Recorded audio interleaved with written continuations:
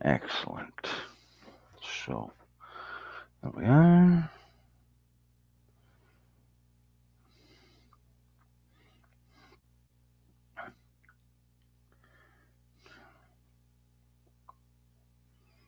Copy the link.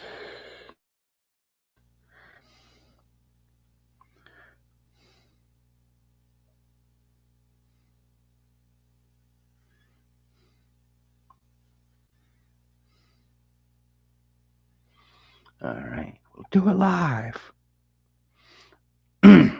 Bonus points to anyone who gets that reference.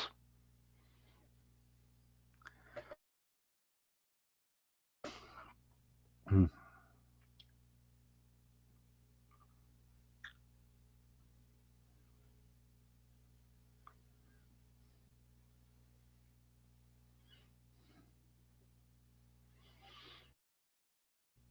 All right.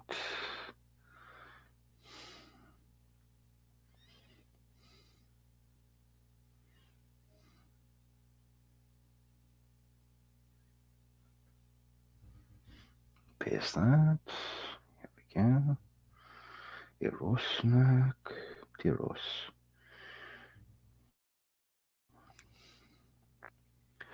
Twitter.com. May as well share it out on Twitter as well. If we're going to get this fun thing to go connect on Twitter, sometimes I can be a bit iffy. Signal down here is not the best.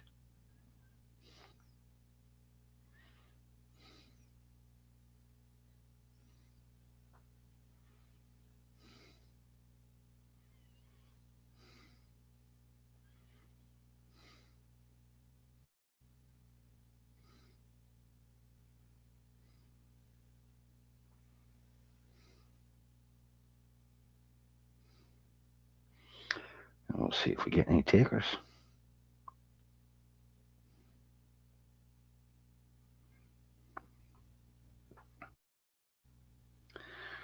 I'll do mines as well because I like using mines.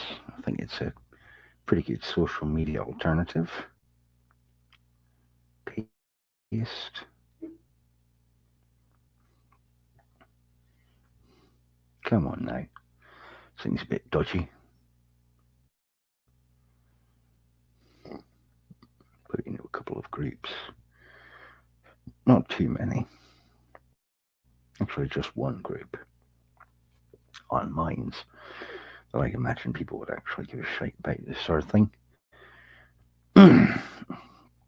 It's not to say that I'm not in a number of book and literature related or genre fiction related groups on mines, because I am, but I try not to saturate those groups with too many posts, and it might be seen as annoying if I'm constantly spamming it. Got to make sure the space is available for other folks to post up their things and have conversation as well. It's just the polite thing to do. Give other people a chance.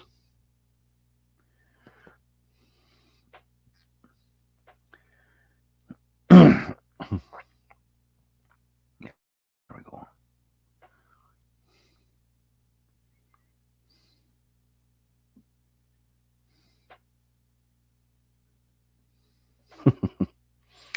Galen already hopped on that. That's good on him. God, God save that man. He's a good fella. All right, share it around to maybe one or two other places. And we'll see if anybody shows up.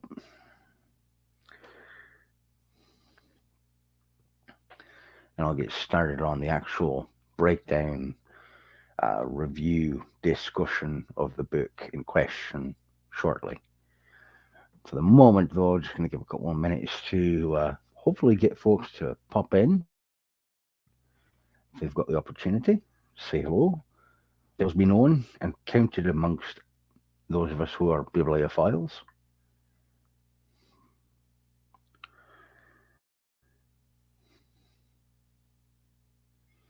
There's that. Where is Tom? There's Tom. Had to find him again on Discord.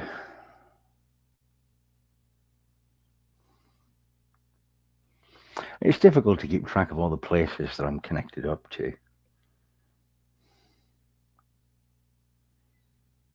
Mm,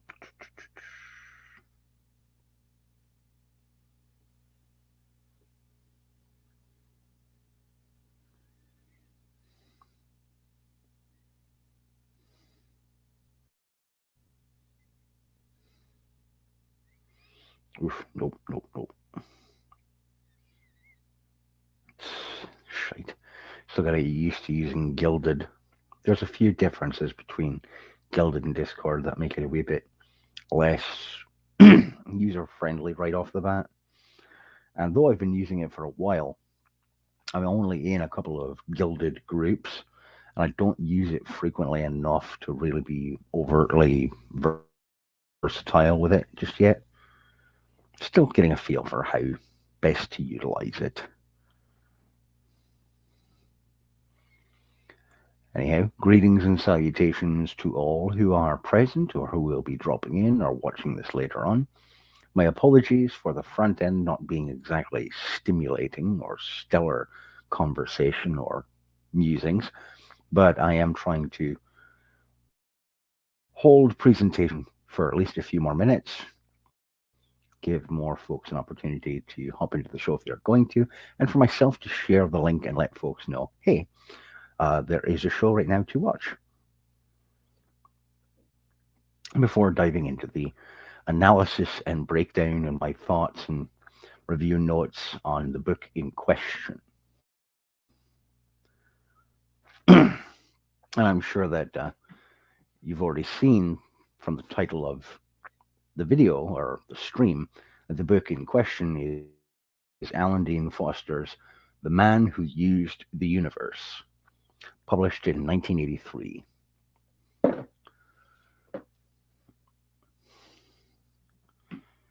And we'll see if there's any other groups that I think this might be appropriate for. Yeah, one more actually on Minds. And there's no telling if folks will actually come to the show from these groups.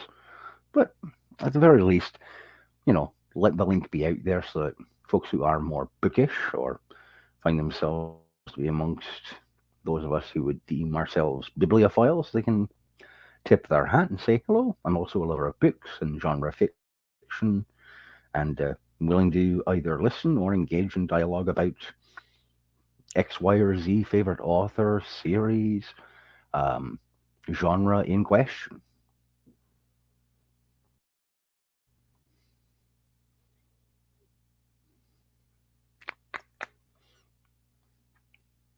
Oh, did I already do that one? Nope. Drop in here.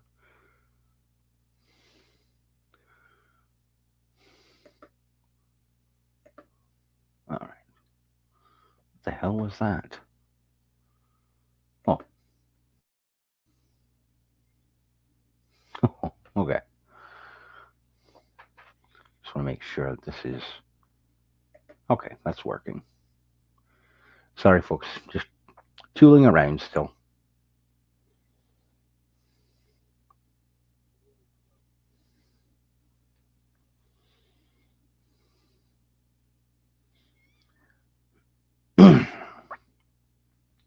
And hopefully we'll have Galen here himself soon to say hello.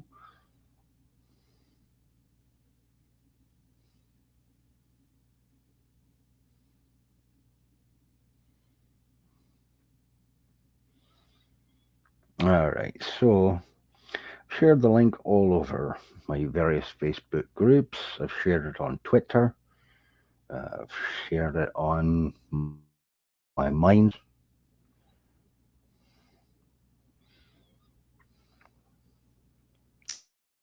Share it in the Discord.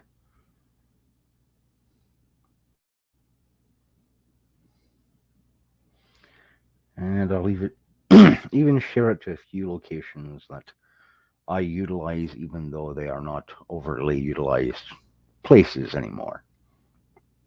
But you never know. Some folks might decide, I'll take a look. I'm curious. Let's see what this fellow with the busted up face and weird voice has to say. Could be interesting, could be complete and utter nonsense. All right. However, it ends up breaking down, is how it will break down. Okay. And I don't have an infinite amount of time to be doing this, so I'm going to get going here pretty shortly.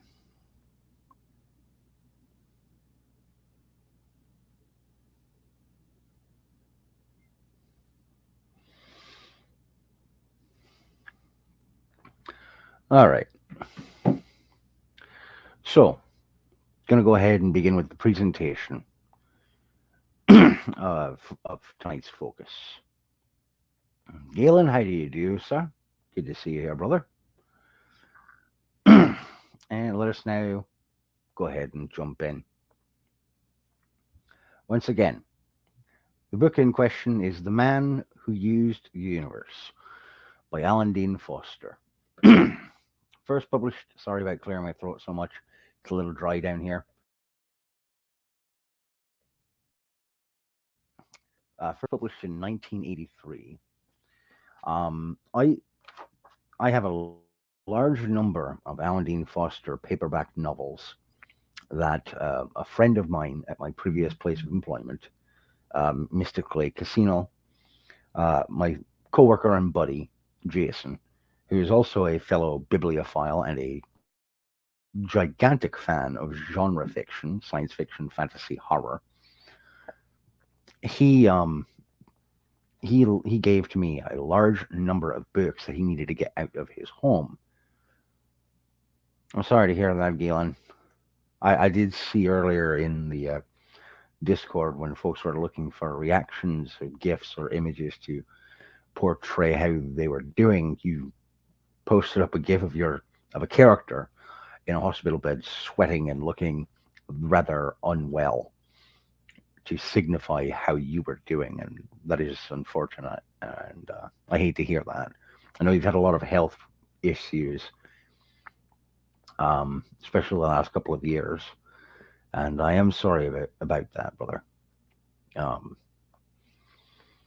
I know that this is not the sort of thing that will actually help all that much, but here's hoping that at the very least, having something of a program along the lines of something that I know or that I hope you would enjoy or find at least somewhat thought provoking will help alleviate not all of your symptoms or illness, but perhaps to raise your spirits a wee bit. And that's probably the best I can do for you. And I apologize that that falls ever so short of what one could hope to do for you, particularly as long as you've been connected to me as my friend. And I am sorry about that. But, sorry. But in that vein, in the hopes that this can do something to raise the spirits, allow us to proceed. As I was mentioning, my friend Jason had told me he had a couple of bags of books that he needed to get out of his house. These paper grocery bags of books. And I was like, okay, yeah, I can take those off your hand. So I went over, and this was about a year and a half, 2 years ago. And what I assumed was that it would be two Cub grocery store paper bags full of, some paperbacks. This is one of the grocery bags, the paper Cub grocery bags that the books came in. It's a large size grocery bag from a large chain grocery store. He had 12 of these bags full of paperback novels for me to load into my car. At the time, a not sizable enough Dodge Intrepid, and I loaded up the trunk and the back seat and the front passenger seat with these bags, along with two Aldi green grocery bags, the big reusable hybrid paper slash cloth meth bags, full of hardcover books. And he said, take them, get them out of my house. I don't have room for them anymore. I am eternally grateful that he was willing to give me these books. I've been enjoying a number of them so far. Unfortunately, some of them are portions of series that he wasn't able to scrounge up his copy of all the entries in those series, but he did his best in terms of assembling them, and I have no room to bitch because he gave them to me at no charge. It was a splendid gift from one bibliophile to another, and I'm very thankful to him for that. And among those many books were numerous Alan Dean Foster novels, including this one. What is your observation, Galen? Before we, sorry for shaking cam, before we proceed.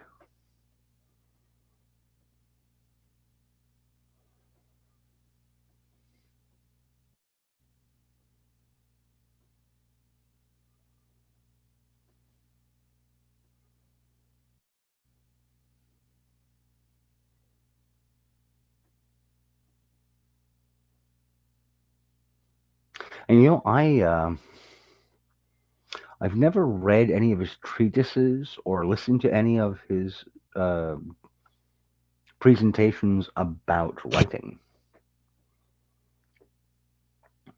So I should probably try to track down some of those. I've watched a number of interviews and dialogues and discussions of Harlan Ellison. I especially am a big fan of his interview conversations with Robin Williams. um, you can find those videos, folks, on YouTube. The Harlan Williams, or sorry, the Harlan Ellison Robin Williams interviews. Those are fantastic and fascinating conversations with those two gentlemen. Um, and I have no doubt at all that such a lecture or lesson about or conversation about the art of writing by Alan Dean Foster would more than likely be one hell of a tear to sit down and go through and to take away what lessons one could from. Um, the man who used the universe. Let's go into the handy dandy notebook, which I oftentimes take up and take notes in about various books that I'm reading. Um, I don't put together reviews or analyses for everything I read, but when I come across a book that I find is deeply engaging and entertaining or thought provoking, I start to take notes about it. I want to have something solid to look back upon for reference later on, so that I'm not just trying to guess at what I was identifying in a particular given story, especially given how many books I tend to try to read through in any given calendar year. Um, I may do that at some point, Galen.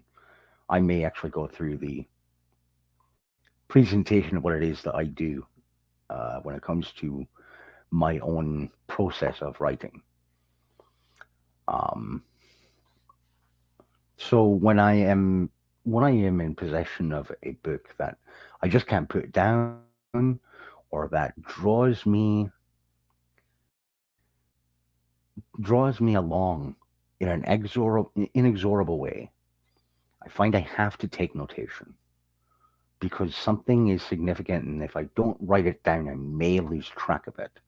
I know that I am scatterbrained enough that if I don't hold on to something by writing it down and repeating it to myself, I'll lose track of that thread. I don't want to lose track of those threads because they could prove to be significant later on. Um, and for the first little bit of this presentation, I am going to read kind of rote to verbatim my initial notes. And don't worry, like I said, Galen, I will eventually cobble together a kind of a breakdown of my process and maybe not an essay explanation. I'll probably jot down some bullet points and have just a dialogue and touch upon those points as I can. So, reading from my initial write up notes, it should be said up front for the first half of this work, this book, The Man Who Used the Universe by Alan Dean Foster. Um,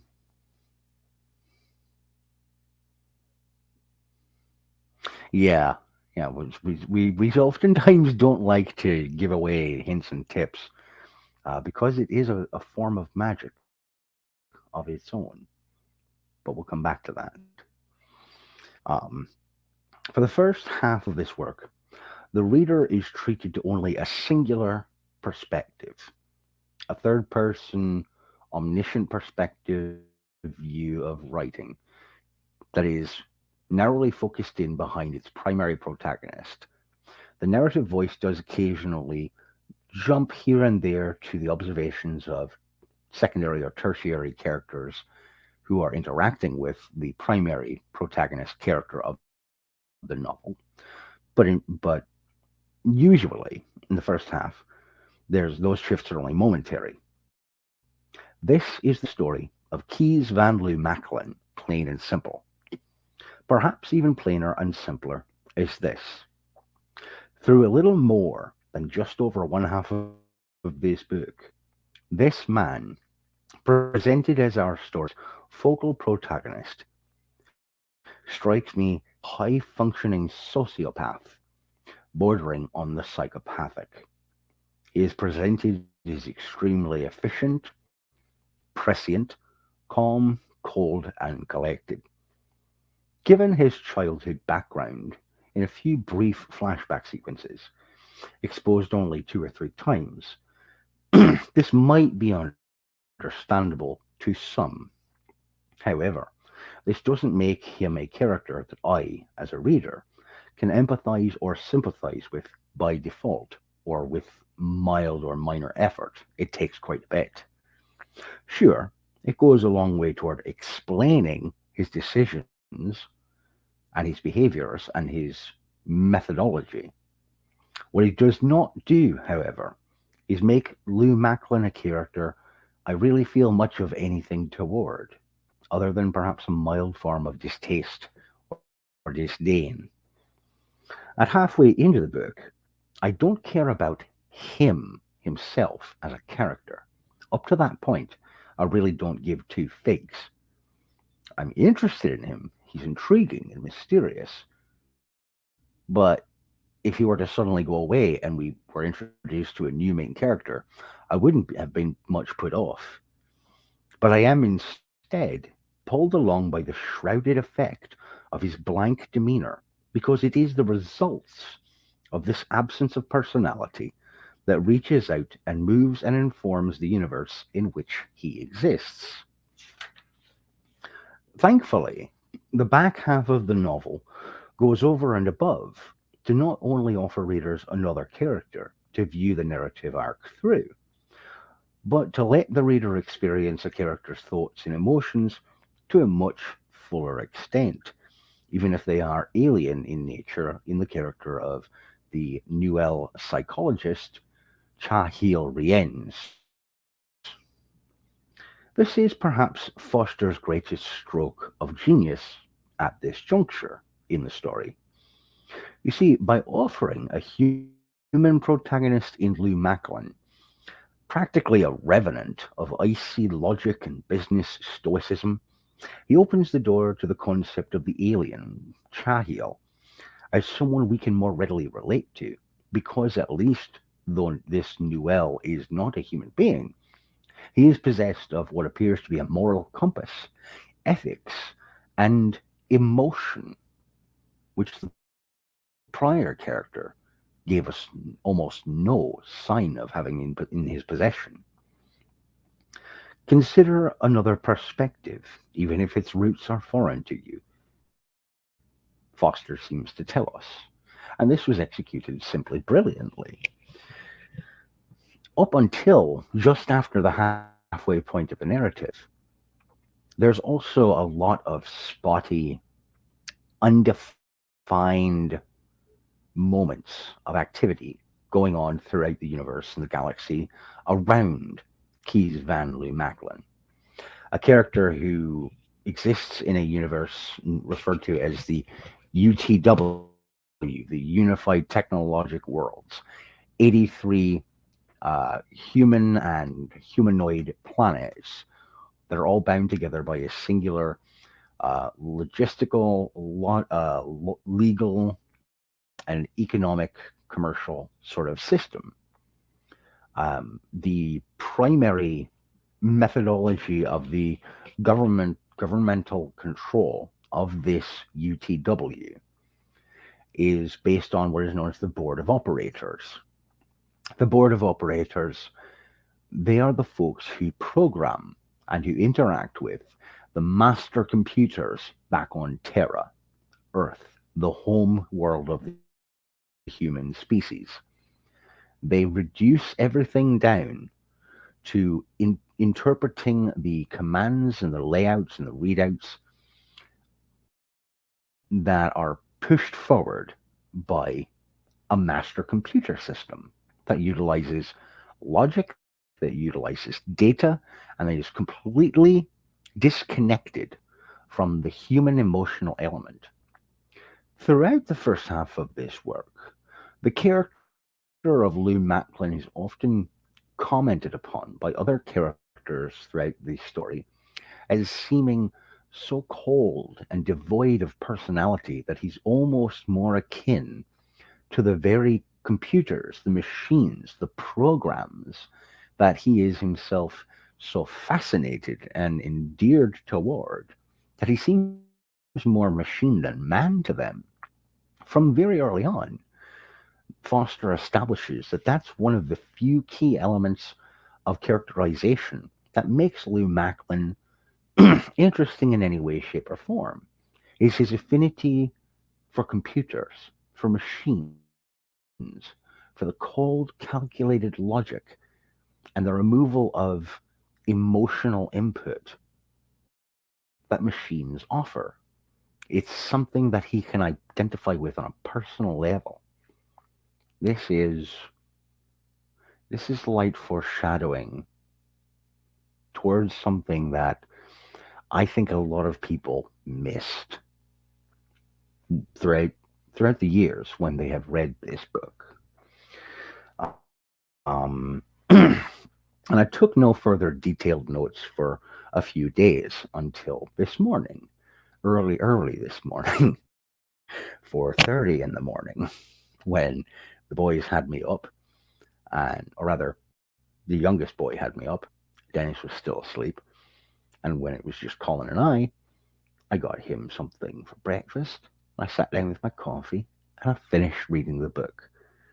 And almost immediately, I started scribbling down as many notes as I could and throughout the morning, jotting different thoughts and compiling the rest of what I have written down here. Um, so, moving forward now, a few more takeaways from this morning upon completion of the book. For starters, not to toot my own horn too much, but I can say with confidence that I saw the final twist of this narrative coming about 30 to 35 pages ahead of the reveal at the end of the book. This came to me not because of some genius on my part, because if you know me, you know that I am no fucking genius by any stretch of the imagination. I'm just a guy who likes to read a lot and who knows a thing or two about stories and how they're assembled. It came to me not because of any genius, never think it. It came because of my understanding of other stories, because of my understanding of Alan Moore's The Watchmen, specifically the character of Ozymandias. And Ozymandias I grasped because of the writings of Niccolo Machiavelli, chiefly The Prince, published way back in 1532, and often translated and referenced throughout history since then. I first read his writings and The Prince back in high school, as they had been recommended by my government and civics teacher, Mr. Frank Burst, USMC Reserves. He thought that I would enjoy it since he had constantly seen me toting around the books of Stephen R. Donaldson, the Chronicles of Thomas Covenant the Unbeliever, to be specific, and he thought that Machiavelli might help me understand Lord Fowl, the antagonist of those novels by Stephen R. Donaldson, a little more thoroughly. So, anyone who thinks that all Marines are just jarhead grunts, think again. Before sitting down to construct my final takeaways from this book, The Man Who Used the Universe, I wanted to scour that for reviews, synopses, and analyses of this work to prove to myself my assumption that others, far brighter and literarily expert than myself, had already posited definitions and notes rapidly forming in my mind. Someone had to have already seen these things, observe them, and talk about them at length. That was my assumption. I found a couple of similar notes, yes, but otherwise, nothing. Nada. Zip. Mind you, I could be outright and completely wrong in my inferences and interpretations here. And Galen, you know me, and I've said it many's the time. I absolutely abhor the idea of utilizing death of the author as your only tool set of analysis. I fucking hate it. But I will admit that sometimes you can utilize some of the tools from that set of analysis opportunities and you can use them well. They can result in something thoughtful and useful if done with the proper amount of care. But it remains a very real possibility that I'm completely off base here. So take what comes from this point forward with a heavy grain of salt. And full warning, there are a ton of spoilers from this point forward. I know that shouldn't be much of a thing. This is a 39-year-old novel, but still, before I dive into territory that would ruin the experience of reading this for anyone who's an interested bookworm, if this novel is on your to be read list, click away from this video now. I will not be offended, and I don't think any other bibliophile would take offense to it. All right, let's proceed. As several folks over on Goodreads, and I myself earlier in my notes have observed, the central figure of The Man Who Used the Universe, Kees van Loo Macklin, is a high functioning sociopath with no emotional compass and no set of foundational morals. Throughout the novel, he himself on several occasions remarks that he has very little emotional range or capacity, and that everything he does because it has a bend toward his own benefit and self interest. One highly critical reviewer on Goodreads, known by the username Kari, observes her frustration that Lou Macklin's childhood trauma of maternal abandonment and physical abuse in an orphanage are, to quote her, never dealt with, never build up to anything. She decries the impetus as, quote, such petty things on which empire is born, which to me is revealing of a devastatingly shallow understanding of historical human behavior and design. She claims that Lou Macklin doesn't think, doesn't consider his own actions. I would argue that he does nothing but think and analyze his own actions, not in terms of any kind of moral repercussions or message that can be gleaned from what he does, but from the purely cold and calculating, emotionless, almost computer like logic that has already been well established as how he proceeds through life in this universe. Remember, dear, this is fiction. And while there is a certain amount of relatability that one should utilize when constructing fiction that features human characters, one must also remember that human beings are vastly diverse when it comes not only to their ethnicity, when it comes to their sexuality, when it comes to their political persuasions, when it comes to their background, their economic status, but also there is a vast diversity amongst the human species in how they think. You don't have to like that Lou Macklin is a sociopath. You don't have to like that his designs end up resulting in the deaths of hundreds or perhaps even sometimes thousands of peoples in order to achieve his ends. In the long run, that's just how he proceeds. And we'll get to what that might mean in a short bit.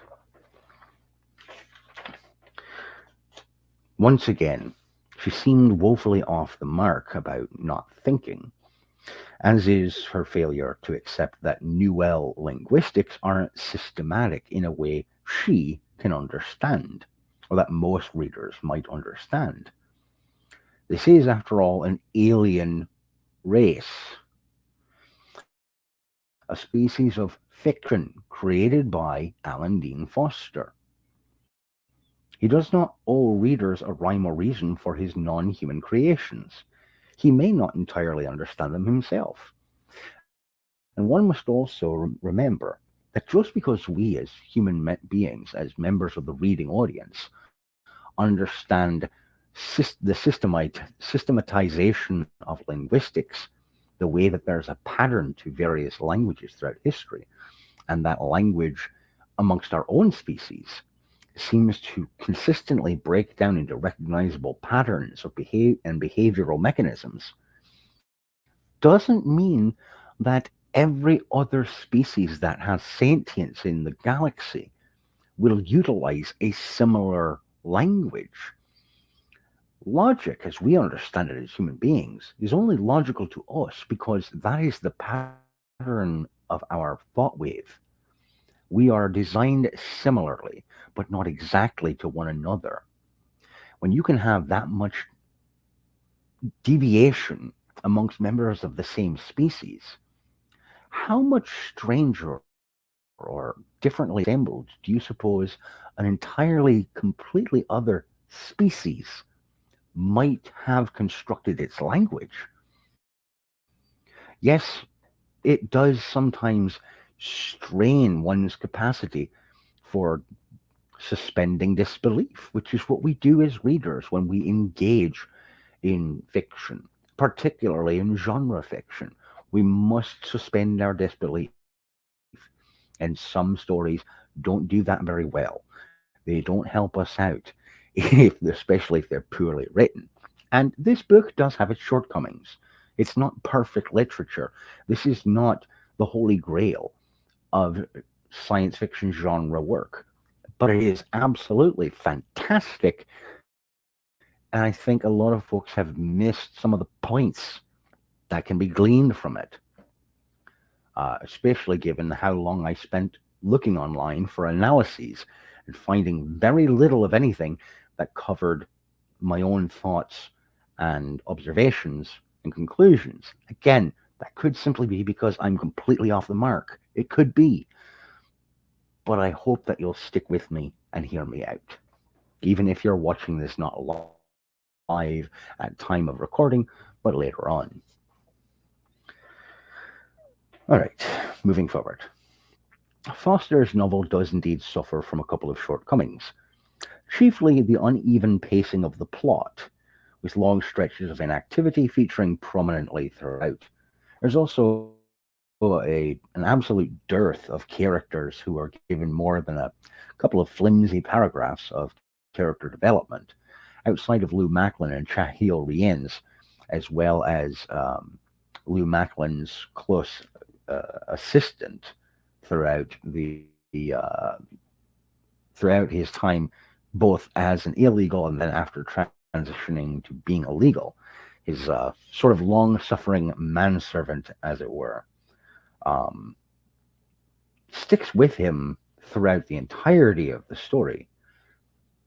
Um, trying to, what the hell? This is going to stick in my craw that I can't remember the guy's name. Um, hey, Cortex, how you doing, brother? And the problem is, this character really doesn't show up much in the second half of the book. He's hardly ever around.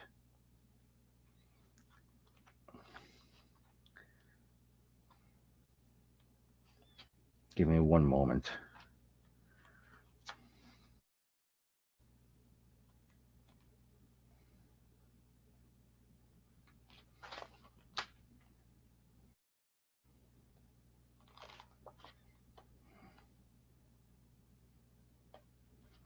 I'm going to feel like an idiot because he was one of the few characters who was with Lou Macklin pretty much from the earliest days of the story. Basswright. Basswright was, hey, John Sharp, how you doing, brother? Outside of Lou Macklin and Chahil Rienz, the Noel psychologist, Basswright is probably the only other character who gets more than a couple of scant pages worth of character development throughout the novel.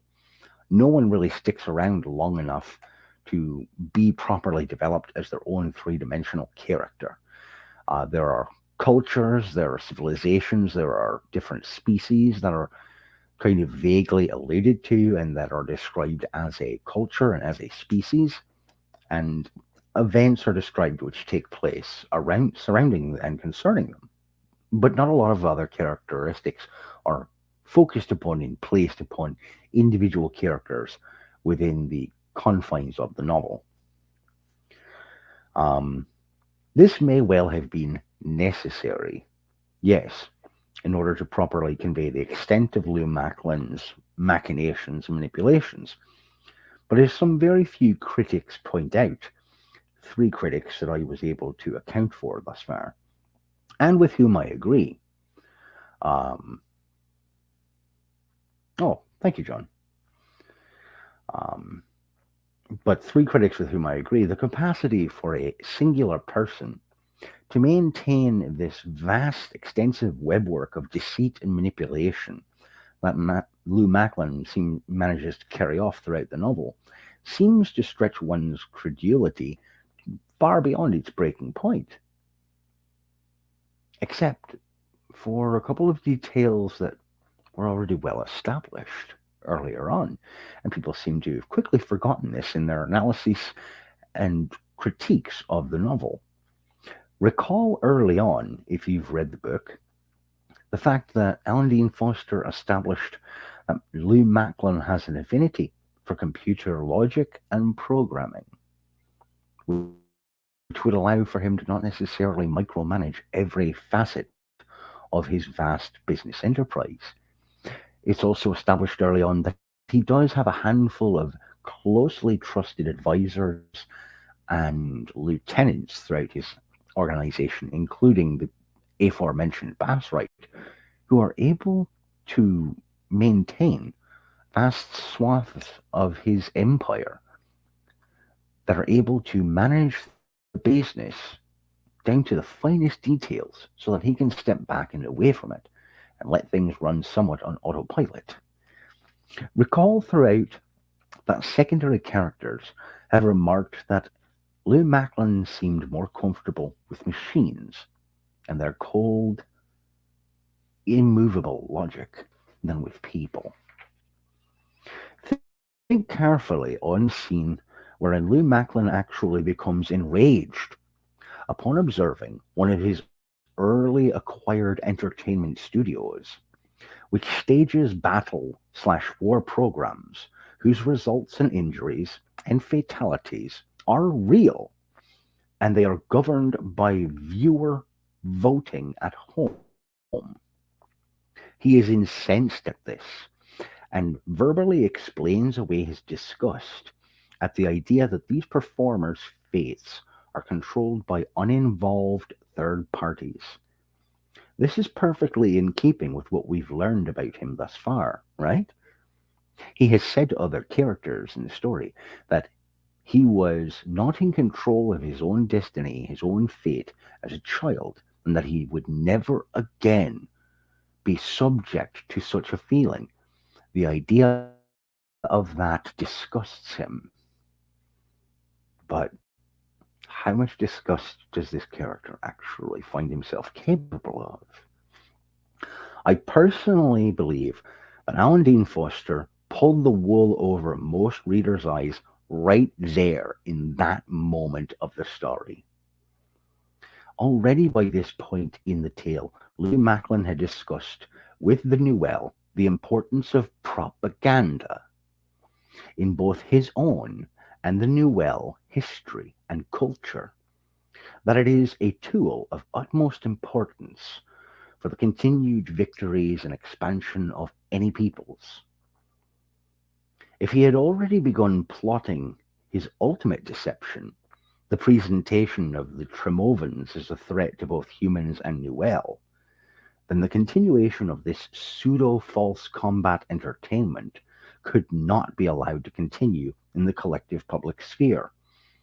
After all, someone might be clever enough, someone like Chahil Rienz, Nouvelle psychologist, to draw a correlation between that false combat, that false flag, and Lou Macklin's later invasion false flag. Do you see what I'm getting at?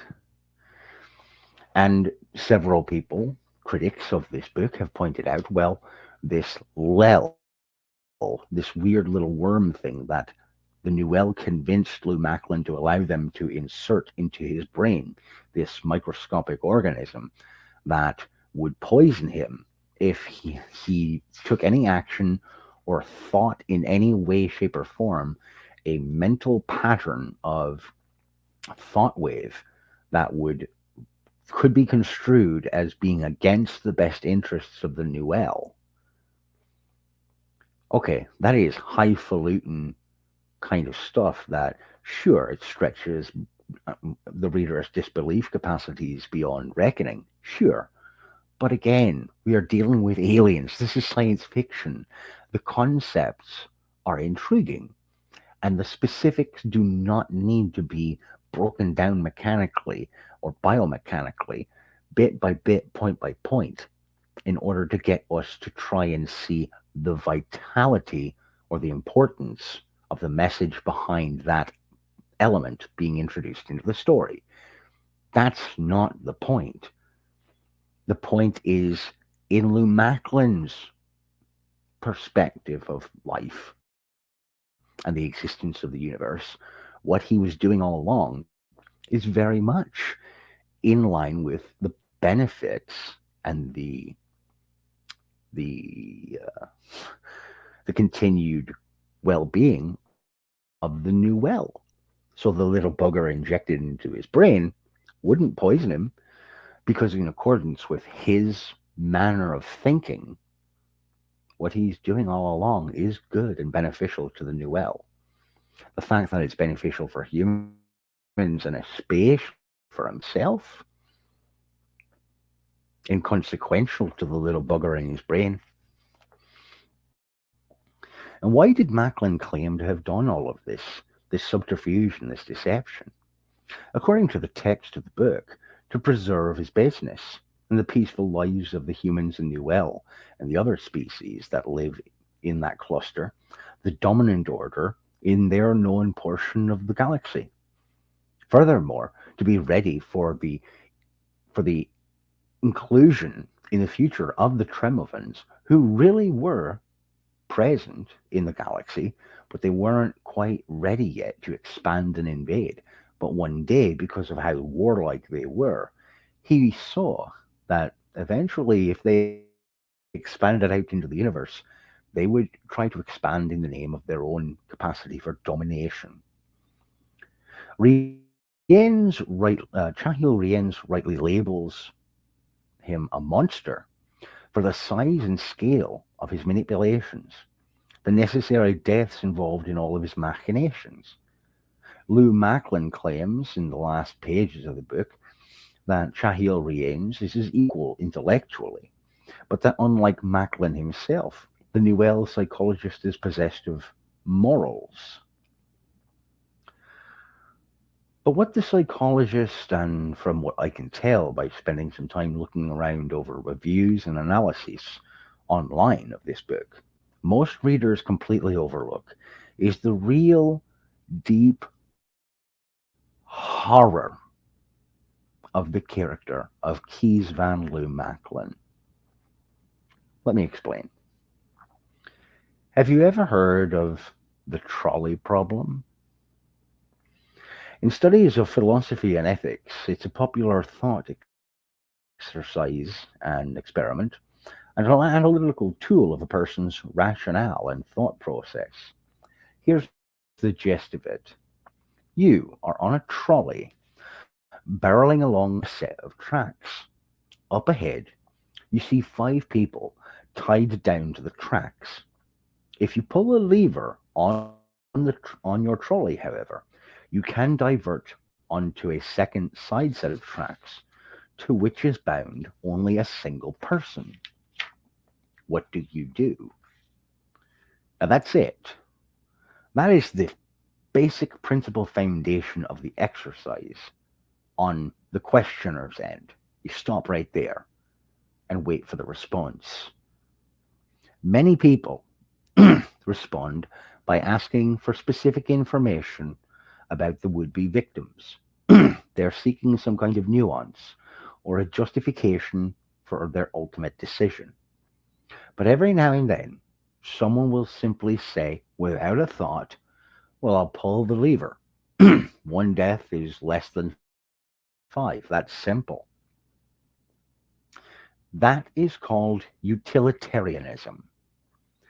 It's the reduction of all rationale and moral and ethical considerations to the dictum do the most good for the largest portion of the public in that moment and with the least expenditure of one's own resources. Utilitarianism is a methodology that can and has historically been turned to justify some of the most heinous abuses known to mankind.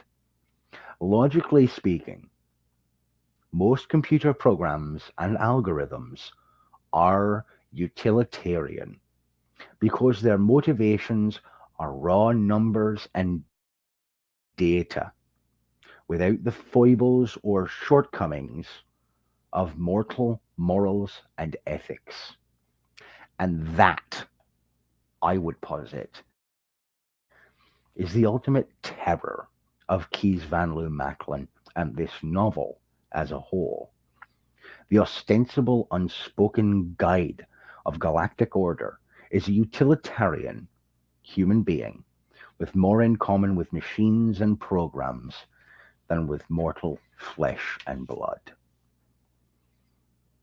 Given that this book, much like Alan Moore's The Watchmen, published in 1986, was written by a man living in the long shadow draped over the world like a moldering black blanket of the mushroom cloud during the height of the Cold War. One might better understand why Foster would create such a character as a leading man. After all, having a common thread has made strange bedfellows before. By tricking the United States and Russia into joining together against the alien threat, Ozymandias in The Watchmen claimed to have saved the world.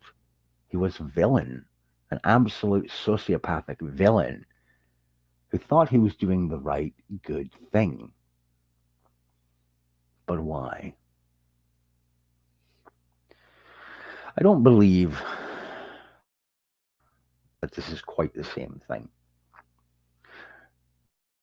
Does that make such a person a hero or even tolerable to us?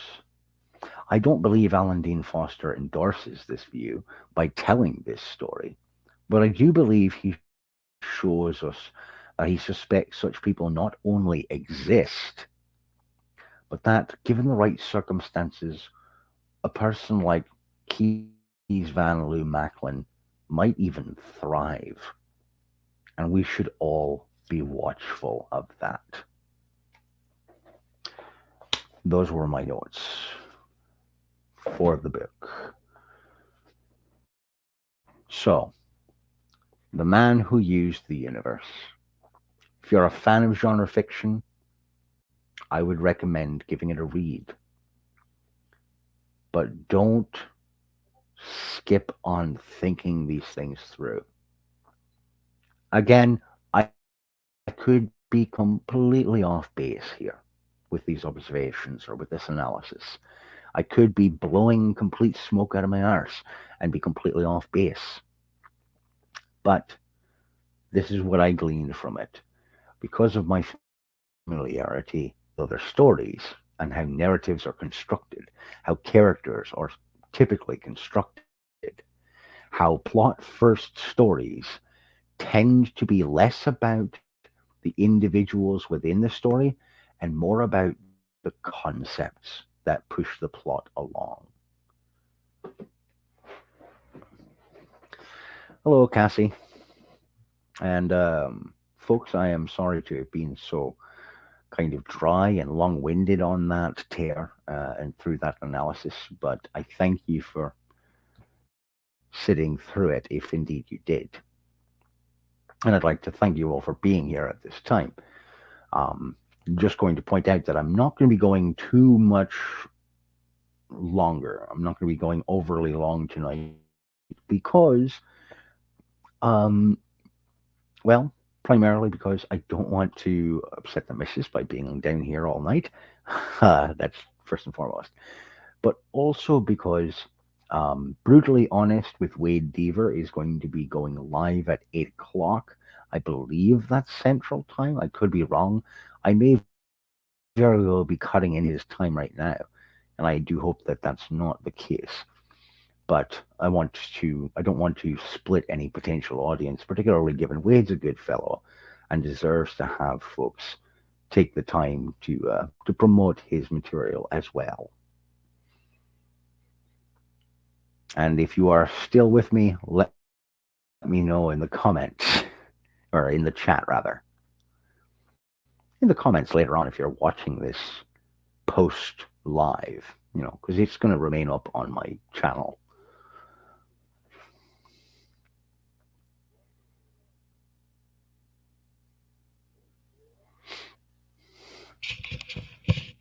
Oh,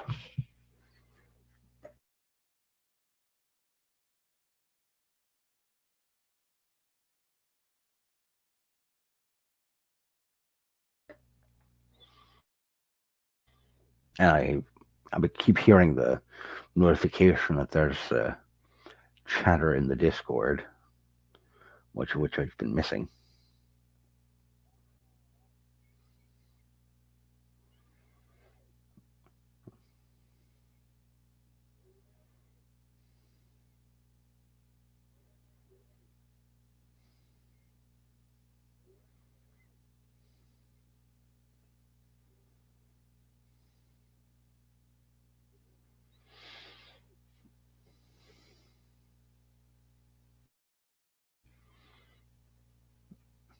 Well, thank you, John. Galen, are you still with me, brother? Cortex, hope you're also still there, sir. And I just received a notification right here on my screen. Uh, Live in 30 minutes. Brutally honest with Wade Deaver will be starting. Just a reminder popped up on my screen. And again, I do not want to cut into his time.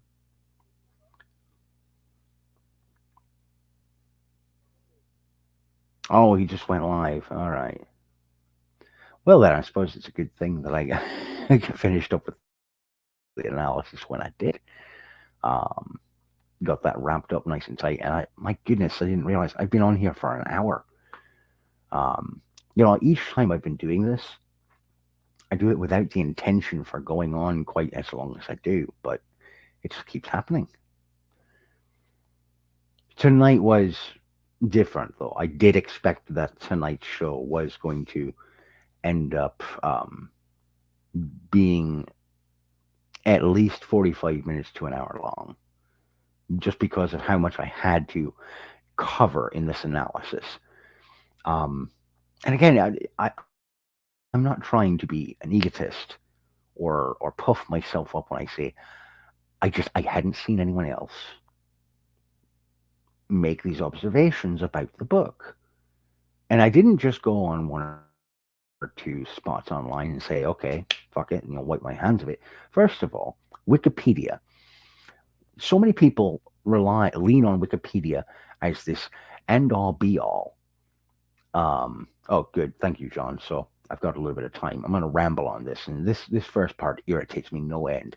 Everyone leans on Wikipedia and points to it as some bastion of all things knowledgeable.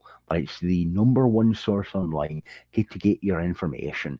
Do you know how small the entry on Wikipedia is for this book? It's minuscule. It barely even gives you a plot synopsis. I think for the actual synopsis section of the book, for the background section of the book, they just copied the text off the back of the paperback edition of the novel. It was a fucking crime. It's it's mind-boggling to me that a place that purports to have the best interests of informing the public in mind. Wikipedia is, supposedly, like I said, it's supposed to be where you go if you want to confirm certain things or find out more information about a given topic, a given subject, a given piece of media. They had nothing. It was Boliosk. Not a problem, Vicky.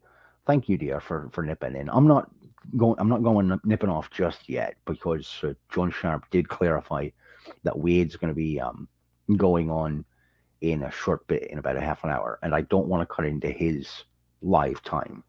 Um, so I am going to keep rambling on here for about another 10, 15 minutes. Hopefully you folks will continue to bear with me.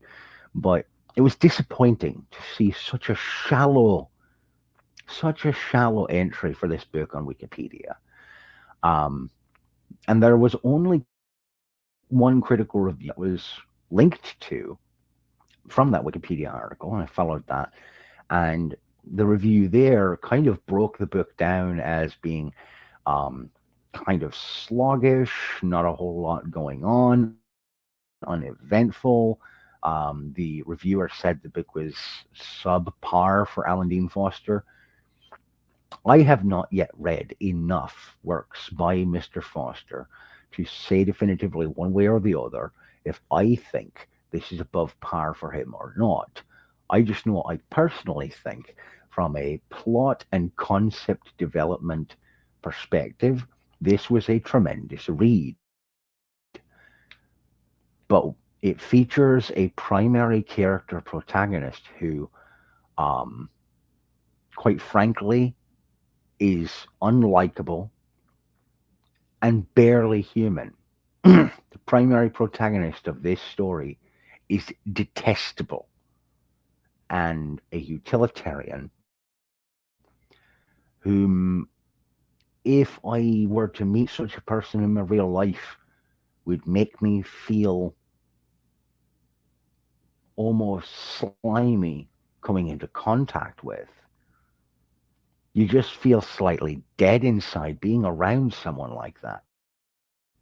I would rather load them into a cannon and fire them face first into a brick wall than spend any amount of time with them. And there's a couple of characters in the book who feel pretty much that same exact way towards Van Key's Macklin. They don't care for him. Something about him terrifies them, including the character of Bassright, whom near the end of the book, Lou Macklin claims or says to Theo Rienz that Bassright was a man who was the closest thing to a friend that Lou Macklin had ever had in his long years.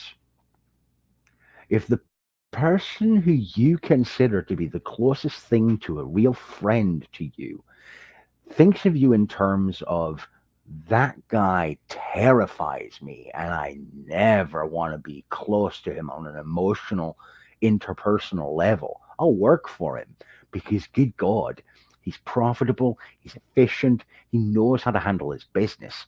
But spend time with him? Fuck that. If that's the response of your closest friend, something is deeply wrong with you. But again, does that make this book not worth reading? No. The book is worth reading.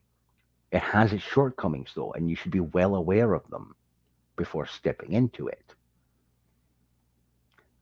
But it's also very thought provoking if you take the time to analyze the character development, which is there for Lou Macklin, despite several critics saying, well, there's not much to this character. Yes, there is. And while I understand that many people are tired of trauma being the basis for a character's behavior set, can you think of any other condition or circumstance that formulates how an individual will behave in their life when they experience it early on in their childhood or formative pre-adolescent years? If you experience trauma in that part of that time of your life, it is going to deeply affect and inform your behavior, your mannerisms, the way in which you proceed through and perceive the world around you moving forward. This is inevitable. This has been proven time and again through psychoanalysis, through criminology, through psychology, even through philosophical analysis. We see that what happens to us in our formative time of life, in those earliest years, has a deep and devastating impact on how we proceed through our life moving forward. To deny that is to be blind to the reality of human behavior and what makes us who and what we are. And I just feel like a lot of folks missed the boat when it came to that in regards to this character. Yes, he's fictional, but that doesn't mean that you need to forget all about your capacity for understanding these things. It's part of narrative structure early on in I guess, hero's journey. For this character, I wouldn't call him a hero, but Joseph Campbell touches upon this in his analysis of the hero's journey, that early on in life, they are set upon by some overbearing challenge that nearly destroys them. That is a foundational element of who they are as a person. And that informs how they proceed forward once they meet the next challenge in their life. This is part of the element of the hero of a thousand faces. It's one of those common elements of heroism throughout fiction in all of its forms and mythology. All right. Yes, people say, "Oh well, his fifis were hurt as a child because he was abandoned by his mother because he was kind of a grumpy orangutan-looking child." Okay, we've got abandonment issues. Um, do you think that perhaps this is the same kind of thing that may have met other child hero or chosen one characters throughout genre fiction? Yes, it happens to dozens of them. And this is hardly the first character who found himself in an early age abandoned by his parents, whether by choice or by force. Let's take a look at another example in modern popular culture. Samus Aran, the bounty hunter extraordinaire from the Metroid series of games. We don't know much about, or I didn't know much about her background. Most folks who played her early games until she was given a proper background, we didn't know from whence she came. All there was really hinted at early on was that she kind of was a bit of an orphan, brought up by the Chozo, these bird people. I could be getting that wrong. Um, but again, you've got a character who very early on was on their own, meeting this great challenge of being orphaned and having to rise to the occasion to not only survive, but to thrive. You look at, yes, I recognize it's Disneyfied, but the Disney version of Hercules.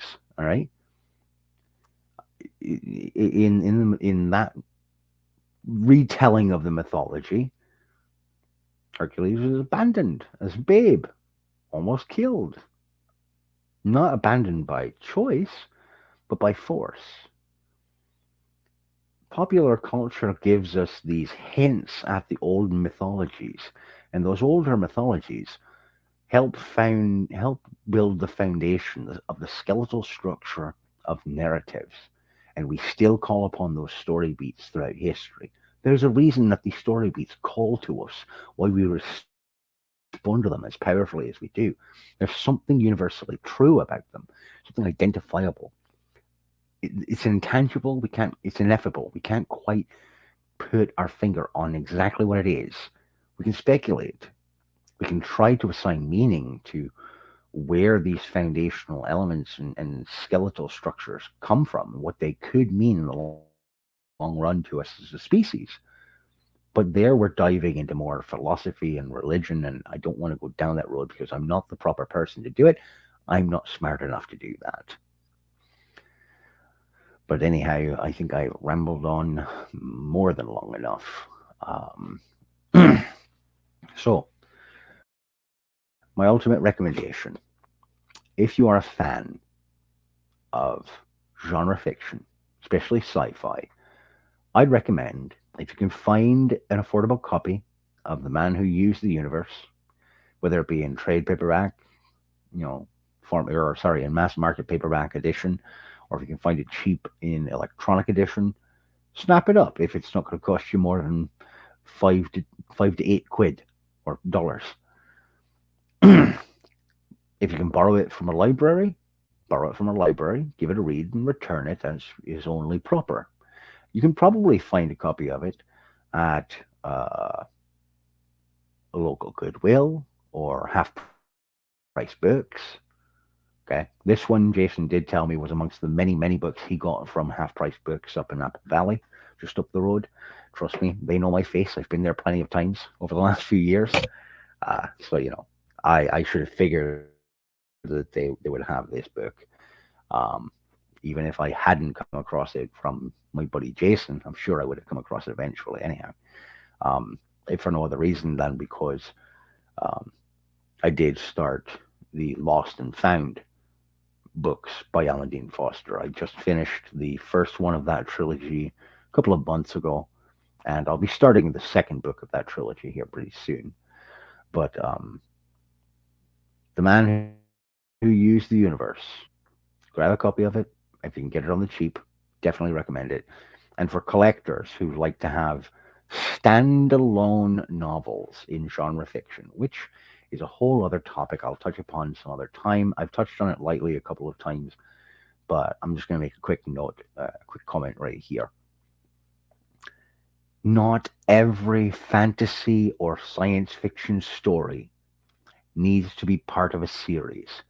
This is something the genre of horror does fantastically, that authors of sci fi and fantasy could learn a thing or two from their cousins in terror. You don't need to drag it on through 3 to 8 to 12 to 15 fucking books to tell a good story. All right? One of the greatest, grimmest, most terrifying science fiction stories ever told was told in barely, just over 10,000 words. It's a long short story, and it's by Harlan Ellison. I have no mouth and I must scream. He did in just over 10,000 words what so many storytellers cannot accomplish in 3 to 5 to 8 books. And so, yes, exactly, Dan. It's okay to not do a sequel, to not do a follow up. Sometimes a story that's self contained within the boundaries of the front and back cover of a book is all you need if you tell the story well. If it can be done in that amount of time, do it. Because otherwise, what you're doing is not trying to is not trying to tell a story. It's trying to sell a story so you can sell more stories. And the question then becomes, are you an artist or are you a whore? Now, whores get paid. Sorry, it's the truth of the matter. I mean, no author wants to not make money off of their literary efforts. No author wants to never see a dime for their efforts. All of us want to make money off of our work, but some among us have to take the hit and accept that maybe it's just not going to happen. And maybe what some few of us have to do is suck it up and say, you know what, I'll be one of those storytellers who doesn't make a dime, but tells his stories anyway, because someone's got to put the ideas out there for people to show an interest in. And then maybe someone will take a chance and throw some money down on that type of story for someone else.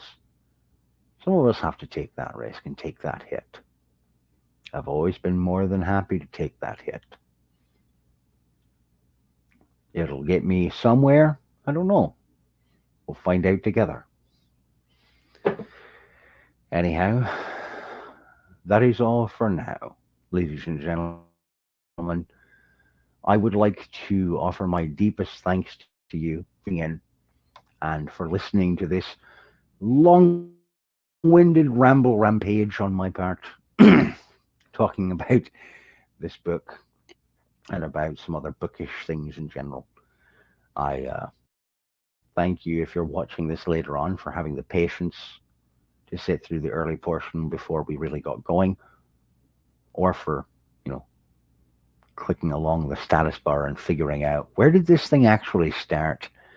Thank you for having the wisdom to, to click ahead and figure out how to get past the dead space at the beginning of the show. Um, and kudos to you for making that decision. It was the wiser path. Trust me. Um, but anyhow, before I get going, are there any last inquiries, questions, remarks, comments? I'll take a couple of minutes here before I get going so that there's a better segue between the end of my show and the beginning of Wade's. If anyone's got comments, questions, concerns.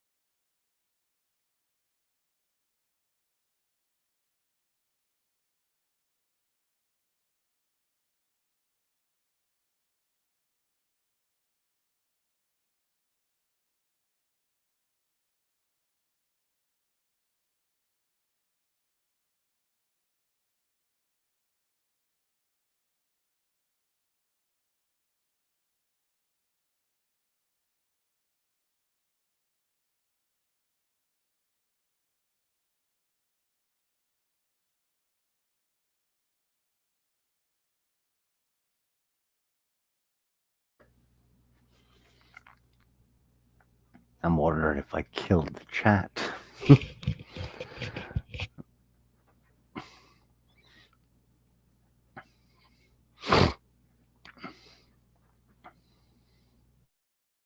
And I know that who was it in the Discord? I think it was Tiny was saying that I should do a book review in the voice of Hank Hill. That was a specific request that he threw out there. It was like, I can't see myself doing that right now, but maybe at some point, who knows? Although I would think that like cookware or garden equipment, yard work equipment, that would be more up the alley of a Hank Hill type to actually perform a review for. You know, something like doing a review for a leaf blower or something. I'll tell you what, this is a decent leaf blower, but it ain't got all that much power to it. You can kind of push the leaves around, but they're not going no hell the way out your yard. You're gonna have to follow after them. Something like that. What would be even better would be to actually have the tool in hand and demonstrate it that way. But who knows? There's potential there to have some fun with that sort of thing. We shall see.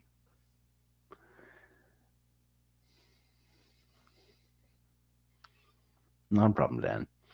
And folks, um,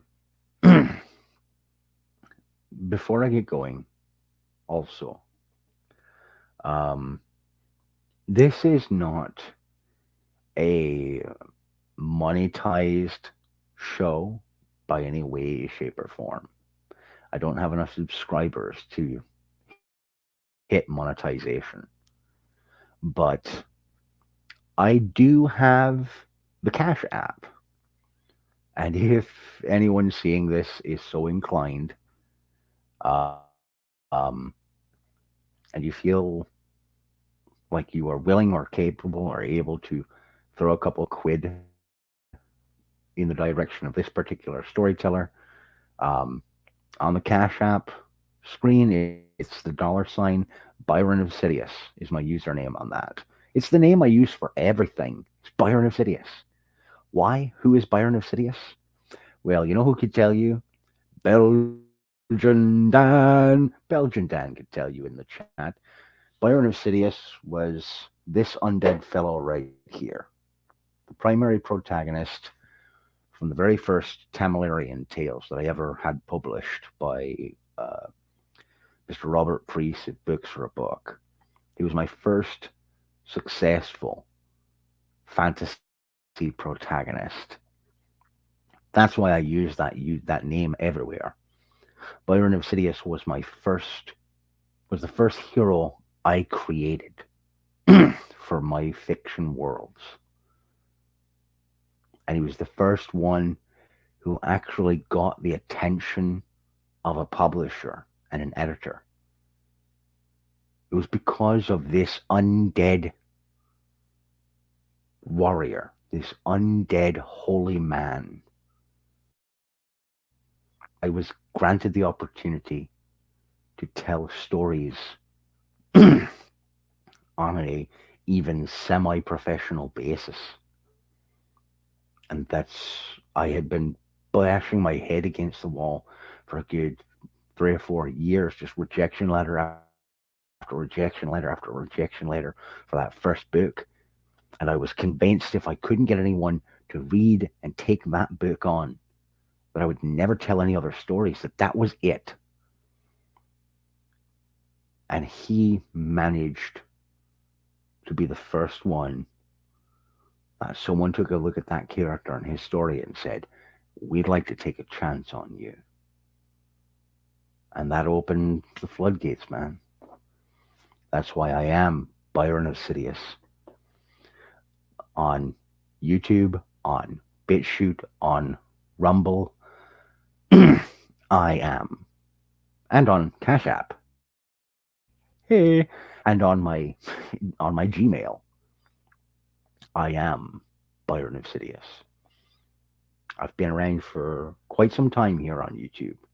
I was around on Blog TV as Byron Sidious, the Storyteller's Corner, hosted by Byron Sidious. It's who I am.